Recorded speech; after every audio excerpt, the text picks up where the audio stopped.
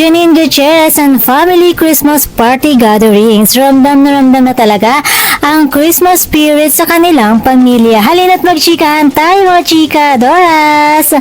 Isang maagang pamasko ang naging ganap para sa pamilya ng ating nag-iisang si Miss Janine Gutierrez. Kitang-kita nga ang naglalakihang ngiti ng buong pamilya sa kanilang Christmas party gathering. Present na present syempre ang kanyang mama Lotlot at Papa Monching. Naroon din ang stepfather ni Janine kasama syempre mga kapatid na sina Jeko, Max at Jessica. At hindi lang silang naroon, talagang family affair ito. Ang spotted din ng kapatid ni Lotlot na si Miss Matet de Leon kasama ang kanyang pamilya at iba pang mga kapatid at malapit na kamag-anak. Reunion kung reunion ang peg. Kitang-kita sa mga larawan at mga video clips na punong-puno ng tawanan at banding ang gabi.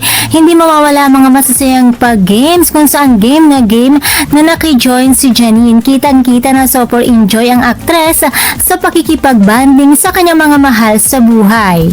Pero syempre hindi nakaligtas sa mapanuring mata mga netizens. Nasaan nga ba si Echo? Bagamat tila wala roon si Echo sa nasabing family gathering, tila hindi ito naging hadlang para namnamin ni Janine ang quality time kasama ang kanyang pamilya. Ano't ano pa man, ang mahalaga ay punong-puno ng pagmamahal ang Pasko para kay Janine at sa buong De Leon Gutierrez clan.